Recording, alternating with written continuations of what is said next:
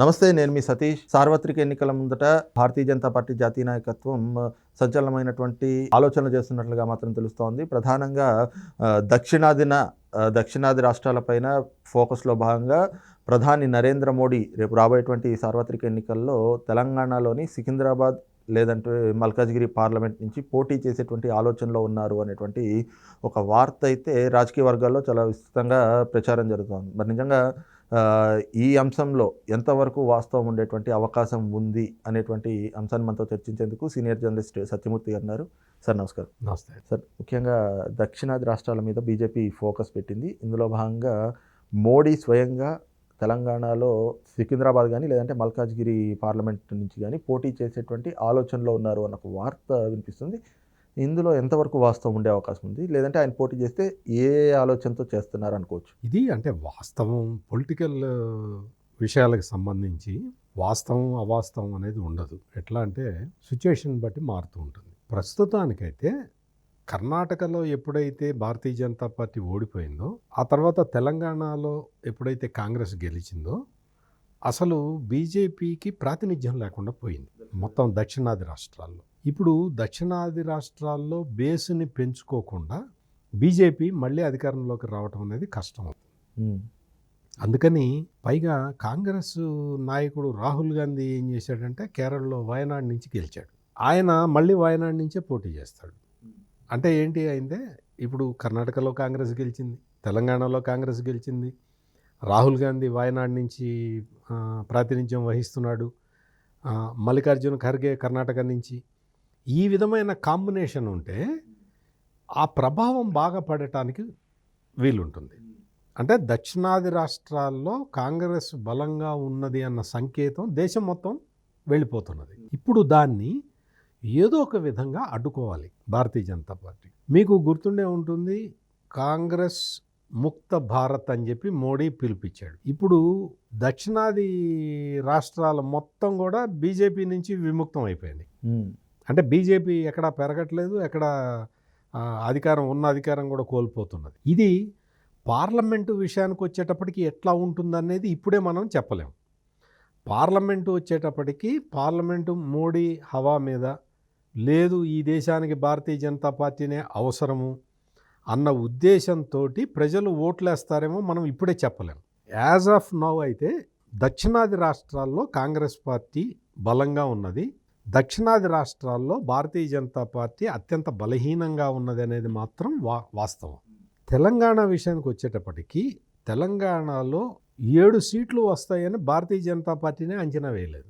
అంటే ఈ మాట ఎందుకు చెప్తున్నాను అంటే, బండి సంజయ్ ఓడిపోయాడు, ఈటల రాజేందర్ ఓడిపోయాడు, రఘునందన్ ఓడిపోయాడు, వీళ్ళందరూ అంటే పెద్ద నాయకులు అనుకున్న వాళ్ళందరూ ఓడిపోయిన ఈ క్రమంలో అసలు ఎవరో తెలియని వాళ్ళు బీజేపీ క్యాండిడేట్లు 7 గెలిచారు. అంటే దీని అర్థం ఏంటి అంటే, భారతీయ జనతా పార్టీ వాళ్ళు ఏదైతే టార్గెట్ చేస్తున్నారో అది మిస్ అవుతున్నది. ఇది ప్రస్తుతానికి మనం అనుకోవాల్సిన విషయం. అందుకని దక్షిణాది రాష్ట్రాలలో భారతీయ జనతా పార్టీ ప్రాతినిధ్యం పెంచుకోకుండా, ఇప్పుడు నిన్న మొన్నటి వరకు ఇక్కడ బీఆర్ఎస్ ఉన్నది, ప్రస్తుతం ఆంధ్రప్రదేశ్లో జగన్మోహన్ రెడ్డి ఉన్నాడు.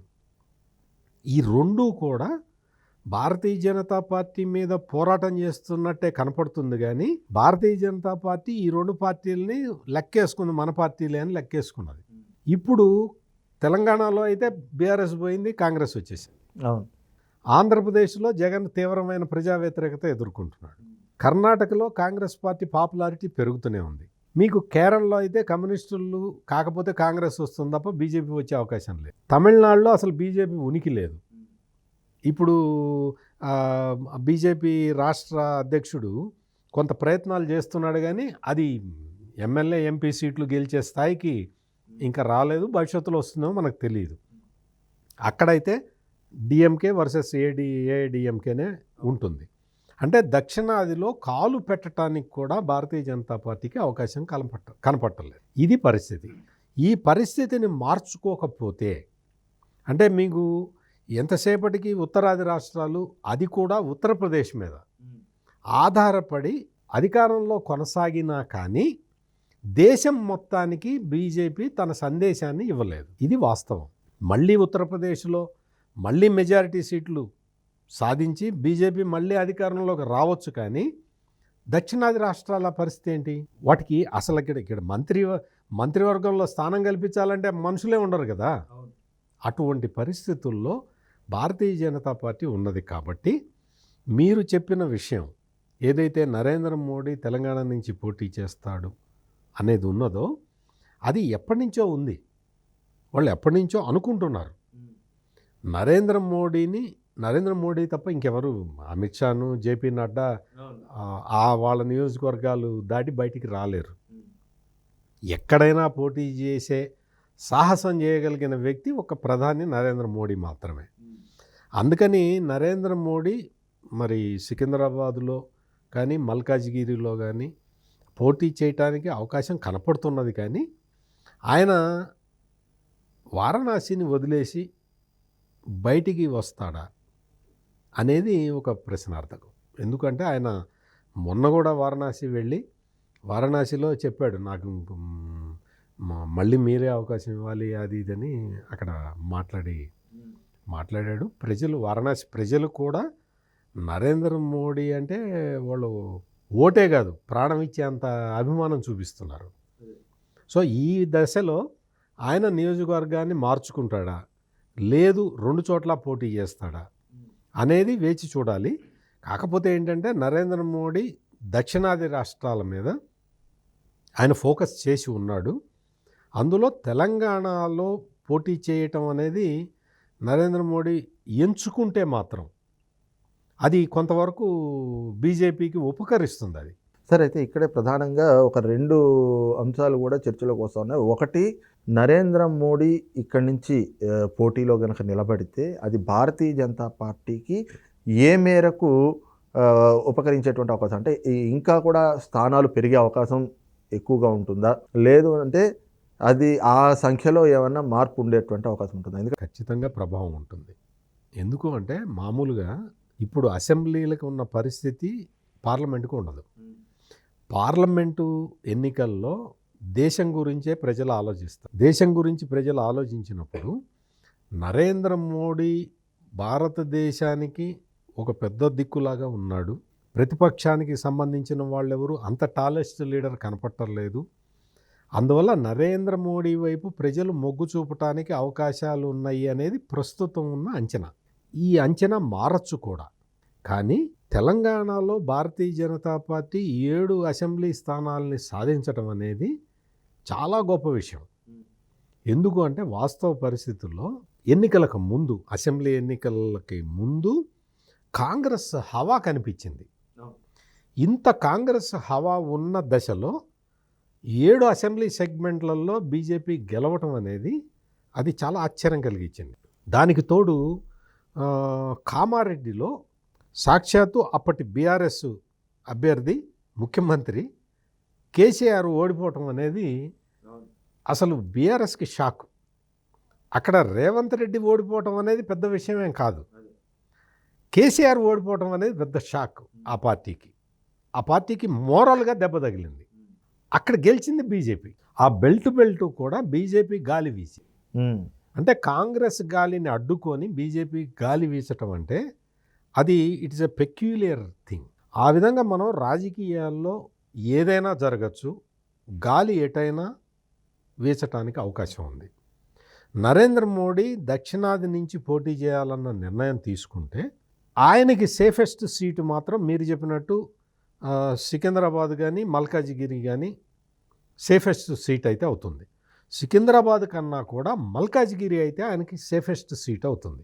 కానీ నరేంద్ర మోడీ మరి ఆ పని చేస్తాడా చేయడా అనేది ఇప్పుడే చెప్పలేము. సరే, అయితే ముఖ్యంగా ఈ క్రమంలోనే ఇంకొక చర్చ కూడా ఏమిటి అంటే, ఇప్పుడు మోడీ ఇక్కడి నుంచి పోటీ చేస్తే మొదటి నుంచి కూడా కొన్ని మనం సోషల్ మీడియాలో వార్తలు చూస్తూ ఉన్నాం. కాంగ్రెస్ ప్రభుత్వానికి ఏడాదిలో దెబ్బ, కూలిపోనున్న రేవంత్ ప్రభుత్వం, ఈ విధమైనటువంటి, ఎందుకంటే భారతీయ జనతా పార్టీ గతంలో కూడా కొన్ని రాష్ట్రాల్లో ఈ విధమైనటువంటి కొన్ని ప్రక్రియలకు పాల్పడింది. అక్కడ ఉన్నటువంటి ప్రభుత్వాన్ని కూలదోల్చి బీజేపీ అధికారంలోకి వచ్చినటువంటి పరిస్థితులు. అలాంటి పరిస్థితుల్లో తెలంగాణలో మళ్ళీ చోటు చేసుకునేటువంటి అవకాశాలు కూడా ఏమైనా ఉంటాయా? అటువంటివి ఏమి ఉండవండి. ఎందుకంటే ఇక్కడ భారతీయ జనతా పార్టీ అటువంటి ప్రయోగాలు చేయడానికి అవకాశం లేదు. అంతేకాకుండా కాంగ్రెస్ పార్టీకి చెందిన ముఖ్యమంత్రి రేవంత్ రెడ్డి అంత తేలికైన వ్యక్తి కాదు. పార్టీ మీద పూర్తి స్థాయిలో పట్టు ఉన్నది. జాతీయ పార్టీలో రేవంత్ రెడ్డి ముద్ర ఉన్నది. రాష్ట్రంలో ఉన్న ఎమ్మెల్యేలు రేవంత్ రెడ్డిని వదిలిపెట్టి వెళ్ళే అవకాశం లేదు, ఆస్కారం లేదు. రేవంత్ రెడ్డి తను నమ్మిన వాళ్ళని, తనకు నమ్ముకున్న వాళ్ళని, ఇద్దరిని కూడా ఆయన వదిలేసే రకం కాదు. రేవంత్ రెడ్డి చాలా జనరంజకంగా పరిపాలిస్తాడు, అందులో ఎటువంటి సందేహం లేదు. మనం దాన్ని చూస్తున్నాం. ఇప్పుడు ప్రస్తుతం జరుగుతున్న పరిణామాలు చూస్తున్నాం. ఆయన ఎక్కడా కూడా కక్ష సాధింపు చర్యలకి పాల్పడను అనే చెప్తున్నాడు. ఆయన యాక్షన్స్ అన్నీ కూడా అట్లాగే ఉన్నాయి. ఇప్పుడు ఈ మేడిగడ్డ బ్యారేజ్ కుంగిపోవటం, ఇటువంటి కార్యక్రమాలు కొన్ని వాటి మీద విచారణ జరుగుతున్నది.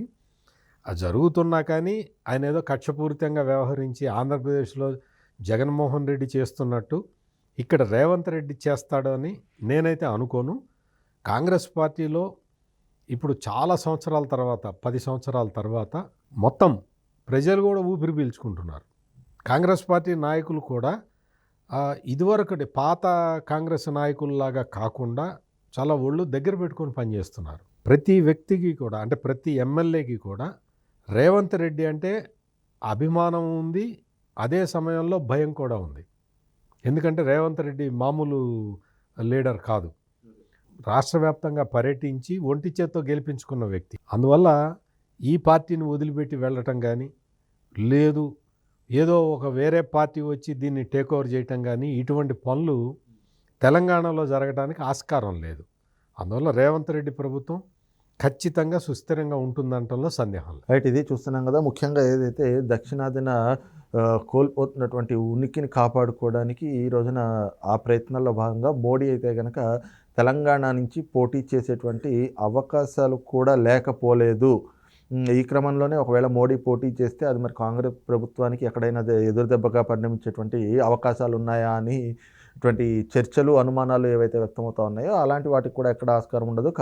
దానికి కారణాలు కూడా చూస్తే ఈ రోజున ఒంటి చేత్తోటి కాంగ్రెస్ని రాష్ట్రం మొత్తం తన పర్యటనలతోటి తన ఇమేజ్ తోటి గెలిపించినటువంటి రేవంత్ రెడ్డి ఒక సామర్థ్యం కలిగినటువంటి నాయకుడిగా ప్రజారంజక పాలన చేస్తున్నారు. కాబట్టి ఇక్కడ బీజేపీ ఇతర రాష్ట్రాల్లో చేసినటువంటి కుట్రలో లేదంటే రాజకీయ ఎత్తుగడలు కావచ్చు, అలాంటి ప్రయోగాలు తెలంగాణలో కూడా ఫలించేటువంటి అవకాశం కూడా ఎక్కడా కనిపించట్లేదు అన్నటువంటి భావాన్ని సీనియర్ జర్నలిస్ట్ సత్యమూర్తి గారు వ్యక్తం చేస్తూ ఉన్నారు. Thank you sir. నమస్కారం.